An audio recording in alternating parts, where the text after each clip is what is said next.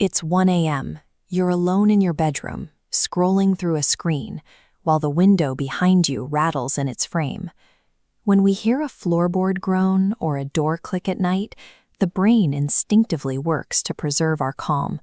We attribute the sound to the house settling or the wind outside, anything to keep the heart rate from climbing.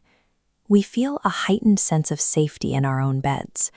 This cognitive bias acts as a filter, softening the impact of strange noises and sights, because we assume a threat cannot penetrate our private space. In the story The Shadow in the Wardrobe, Ravi leans on this security. Even as the tapping starts, he stays focused on his phone, trusting the walls around him to remain neutral. The story builds tension by systematically peeling away these layers of comfort. It starts with small, deniable sounds and moves toward a direct confrontation with the objects he relies on. This brand of horror succeeds because it turns your own bedroom into an accomplice. It uses your own assumption of safety to keep you in the room until the exit is entirely gone. The shift begins when the wardrobe door creaks open. This is a deliberate break in the environment, a heavy object moving without a draft, making it impossible for Ravi to keep blaming the wind. Next, the lights surge and die, removing Ravi's ability to survey his surroundings. In the dark, the boundaries of the room seem to expand and disappear. Then comes the voice. It's a low whisper calling his name, confirming that the threat is aware of him. Without sight, Ravi has no way to pinpoint where the sound is coming from. Consider the geometry of this bedroom. The door, the window, the wardrobe, landmarks of a private world. But when the handle refuses to budge, the room's orientation changes. The bedroom becomes a locked container. Every exit is a wall, every corner a potential hiding spot. A locked door transforms the experience of the room.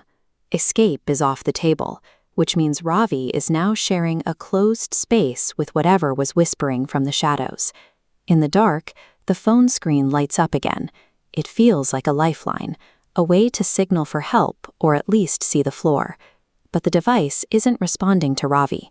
The camera app opens on its own, creating a digital eye that sees things he can't. On the screen, a pale figure with black eyes stands right behind him. It is a sharp, clear image of a predator that is missing from the physical room. When Ravi turns around, he sees nothing. His biological eyes report an empty room, while the digital screen in his hand shows the entity moving closer. Our devices often feel like extensions of our own senses. Here, the phone reveals a reality that Ravi's biology cannot process, turning a source of comfort into a witness to his demise. The entity on the screen closes the gap. Just as it reaches him, the phone powers down, leaving Ravi in the dark with the final realization that the voice was right. He isn't alone. In modern horror, technology doesn't provide a way out. It only provides a higher resolution of the threat we are facing. The morning brings a quiet, sunlit room. The door is unlocked, the bed is made, and the air is still. There are no broken windows or signs of a struggle. Ravi is gone. The lack of a physical body or blood makes his disappearance feel more permanent, as if he was never there at all. The only change in the entire room is tucked away in the shadows of the wardrobe. There is one more silhouette than there was the night before. The horror here is the replacement of a person with a silhouette. The story suggests that the monster doesn't just kill, it absorbs the victim's presence, leaving the physical room looking exactly as it did before. This resets the environment for the next person.